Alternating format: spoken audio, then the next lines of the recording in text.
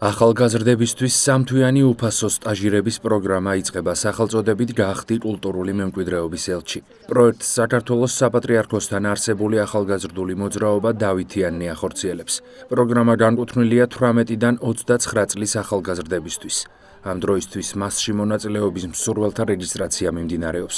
ორგანიზატორთა განმარტებით ეს პროექტი ახალგაზრდებს საშუალებას აძლევს აქტიური როლი შეასრულონ საქართველოს კულტურული მემკვიდრეობის შესწავლასა და პოპულარიზაციაში. პროგრამის მონაწილეები ჩაერთვებიან კულტურული ღონისძიებების ორგანიზებაში, კვლევით და შემოქმედებით პროექტებში. ასევე მონაწილეობას მიიღებენ თემატურ აქტივობებში. სტაჟირების წარმატებით დასრულების შემდეგ მონაწილეებს შესაბამისი სერტიფიკატები გადაეცემათ. პროგრამაში მონაწილეობის მსურველთა რეგისტრაცია 31 ოქტომბრამდე გაგრძელდება. სტაჟირების პროგრამის იდეა გაგვიჩნდა იქიდან, რომ ჩვენ ჩავატარეთ ერთ-ერთი ინტელექტუალური კონკურსი, აღმოაჩინეთ დავით გარეჯი, სადაც დავითიანში ჩართულმა მოსწავლეებმა დაგეგმეს, განახორციელეს ეს კონკურსი და საკმაოდ დიდი ინტერესი მოყვა მათი მხრიდან.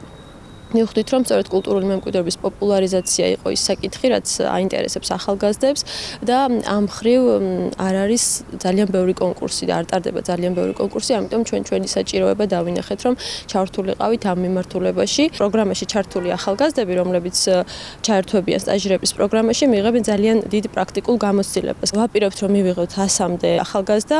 ჩვენთან ჩართულ ახალგაზრდებს, რომლებიც სტაჟირების პროგრამაში ჩაერთვებიან, დახვდებათ დავით ენის გამოცდილი გუნდი და ამავდროულად ჩვენ გეგმავთ ვითანამშრომლოთ ინსტიტუტებთან, უნივერსიტეტებთან, ხელნაწერთა ინსტიტუტთან, მუზეუმებთან და კერძო სექტორთან, რომელიც ასევე ჩართულები იქნებიან მათი განვითარებისა და ცოდნის მიღების პროცესში.